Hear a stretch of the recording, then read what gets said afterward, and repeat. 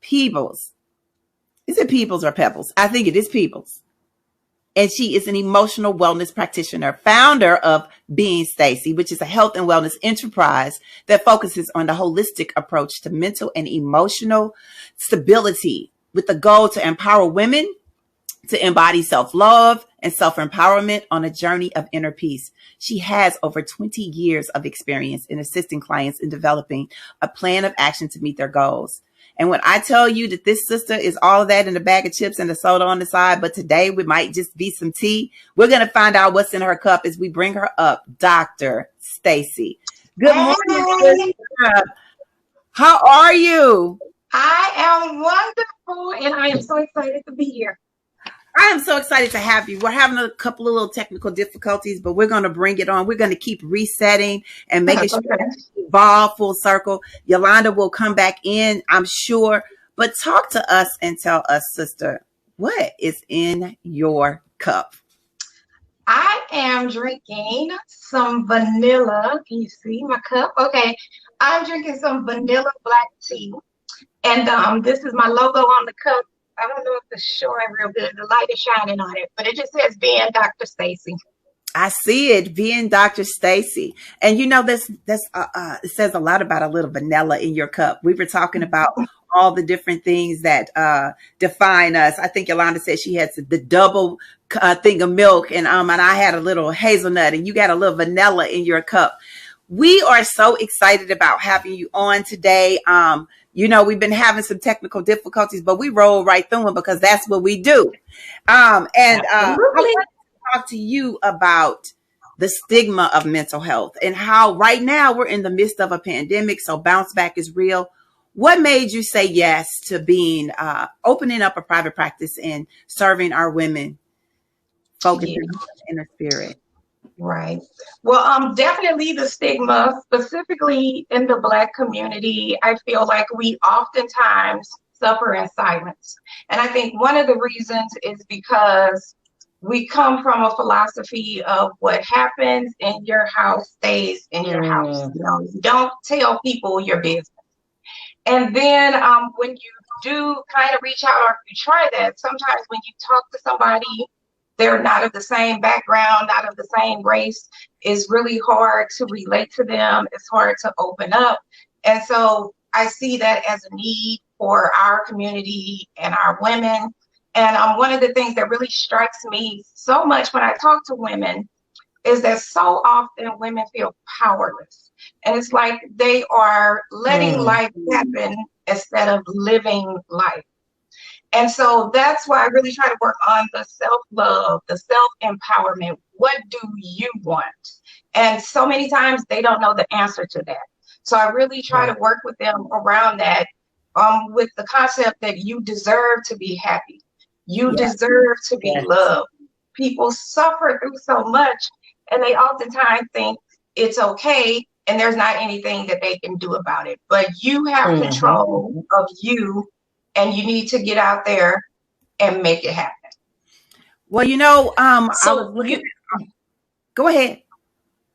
Oh, I was going to say, you know, that helps people to get healthy boundaries. Right. Is that something that you talk about also? So talk a little bit about healthy boundaries. Yeah, I definitely talk about healthy boundaries, negotiation, and relationships.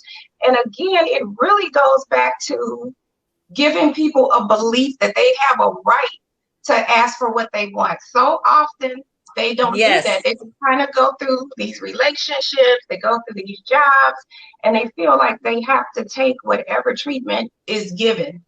And you do not have to do that. You have a right to do what is best for you and not have to feel guilty about that, not have to feel bad about that, and to walk in that purpose. You know, you talk about all of the services that you offer. One of those is the Radiant Lady Empowerment Coaching. Self-love. I often say that we're not taught self-love. The first thing that we hear is tell somebody else I love you. You know, it's just as easy as we could say, I love those earrings. I love you. But who taught you to love yourself? And you mentioned that essence of self-love. I was looking at how you travel around the world. You have a blog. In addition to all the services that this sister offers, she exudes what self-love looks like. I noticed that you've traveled all over the world by yourself, solo, and you speak about how that puts you in a space of empowerment. Talk to us about that, because so many ladies tell me I would love to take a trip, but fear blocks them, Stacey. Right. And on my blog, I only have some of them. I'm still documenting everything. I've been to about 20 countries so far, mostly by myself. And it started really with planning trips with people, and then everybody would drop out, and then you couldn't go. And so I just said, you know what, I'm going. And ever since then, I have been going. I find that I actually prefer it sometimes because there is a great liberation and being able to do what you want when you want. You don't have to worry about who wants to go eat here and who wants to go do that. And even when I do travel with people, I always tell them up front, I might leave you. I might go out and do something else. And it doesn't mean I'm mad. I'm just doing what I want to do, and I'm enjoying myself. So you just have to get out there. You have to do it. My first international trip was to Egypt. And I went right after Obama was elected into office, and they were all so excited. Obama. And they said, welcome home, cousin. So I had an amazing experience. And from there, I've just been traveling around the world. So thinking about how empowering that is, a lot of the things we do together is all about sisterhood. Whenever me and Yolanda talk about the issues that impact us in the community, the struggles that we're going through, even when you said the value of having a culturally relevant therapist, do you only see women? Because I know in my private practice, I only see women and girls, but you speak about empowering women in such a strong way. I just wanted to get that out there. Who do you serve? Right. I only see adult women, 18 and older, for individual counseling. Okay. And what services? You offer a variety of different services. Which services do you offer? Yeah, so I offer my counseling services. I offer my coaching.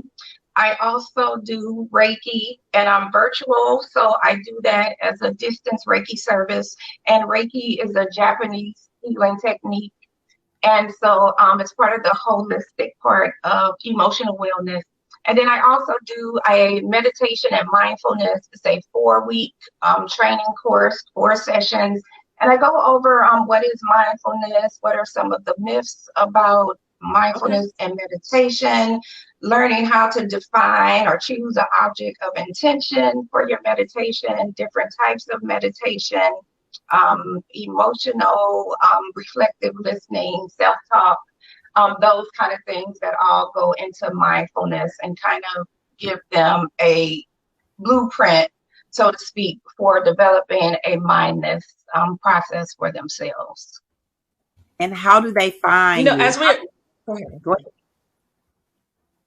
I was going to ask, now that we're going into this second shutdown, what would your advice be for people as far as stress management? Because, a lot of people experienced a lot of things that first time around, and just the thought of having another shutdown, it just scares them. So what is a word of advice you have for people regarding stress management?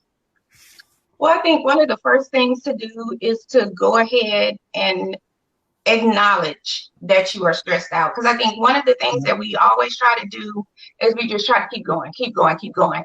And we don't want to recognize or say, I'm stressed out. I need some support. I need somebody to talk to. So I think that's the first thing. Just be able to say that out loud and not feel that you're a failure or that something is wrong with you, because we all get stressed out. And then to, talk to a counselor, talk to somebody about how you feel. And then, of course, specifically for women, to really concentrate on the self-care, because, women are wives, they're mothers, they're also working, and people are trying to do the virtual learning for their children while they're working at home. And there's so much going on. You have to take some time out of the day to just concentrate on you. And that's where some of the mindfulness, some of the meditation can come in. Yes. But really just making sure that you take care of you, and you take power in doing that, and don't let somebody tell you you're not supposed to do that, because you have to take care of you first. Absolutely. I love that Yolanda asked that question, because we have been literally going through the motions of what next and not knowing what's next. And what I'm finding is so many people are saying to me that their work and home life is blurred. And it's like, I don't know when to shut it off. I keep going. I know a lot of times Yolanda will ask me, what time did you send me that email? It was like 3:00 in the morning, because even for myself, even though the work that I do, I love the work that we all do. We love those areas can be blurred. Eliani says, yes, I'm due a session. I realized that yesterday. It's important that we are able to tap in and say, I know that this is the time for me to tap into someone. And so I'm glad that this is a service that you offer. One of the things that I was looking at, and I pulled up some information, why does the work that you do matter to you? It talked about the value of finding purpose in your job, no matter what you do. If you drive a bus, you're providing mobility to people in the community. Whatever you're doing, you should find purpose in that, so that it will allow you to not be as stressed about the fact that you're constantly doing it over and over again. But talk to us about how important it is for us to get people to support us in our personal and professional lives. Mm-hmm. Well, I think the first thing is you have to learn how to support yourself. So I think when you do that, you teach people how to treat you. And so that's really the first step, I think. Once you are kind of walking in your purpose, that is going to exude from you. People are going to recognize that. They are going to approach you in a way that is supportive, because when they don't, you let them know that no, that is not what it's going to be. And you don't do that, rude or however, but you learn how to do that diplomatically, and then you stand in that and you let them know, no, this is not it.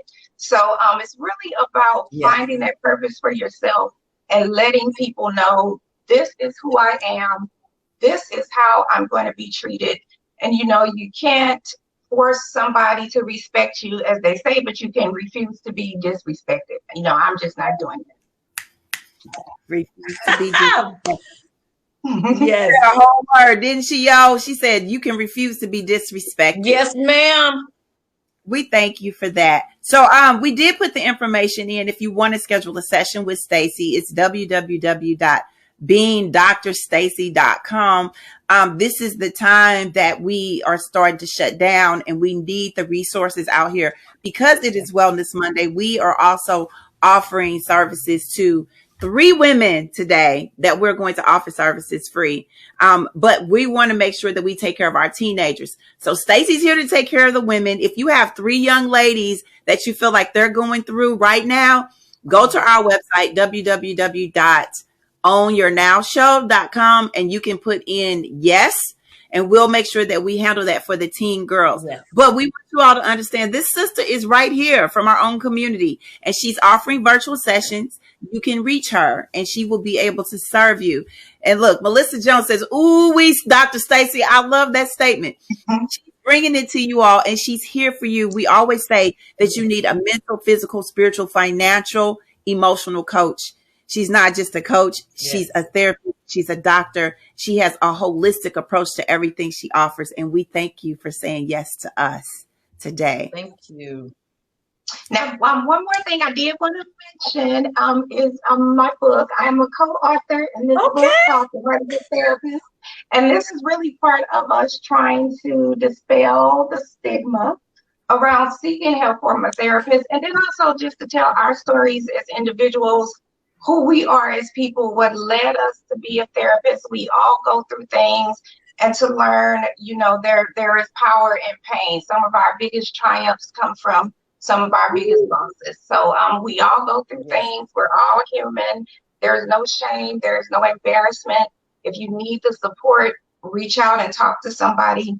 And this book, The Heart of a Therapist, we talk about it. So you can get this actually on my website in the shop, beingdrstacy.com. Love it. Love it. Thank you for sharing. Thank you for sharing. Mm-hmm. We got it. So now we got 2 books we got to get, Yolanda. We got to get Evolve and The Heart of the Therapist, which I totally can relate to The Heart of a Therapist, because there's a reason why we say yes to the things that have purpose in our life. Everybody's going to start dropping their affirmations. I'm seeing Eliani says, yeah, we're going through the emotions right now. And we're not being still to say, okay, now what's our next? And you've given us some tools. And so we're ready to jump into that. Thank you so much. What is your affirmation word? Yolanda, start thinking about yours. Everybody drop their affirmation. I have mine already. My word is positivity. And I picked that word because, again, you have control of you. You have control of your personal vibe and your aura. So no matter what the situation is, you want to go into it with positivity. So often we say, well, they made me mad. And I've been guilty of that in the past. They didn't make you mad. You let yourself get mad.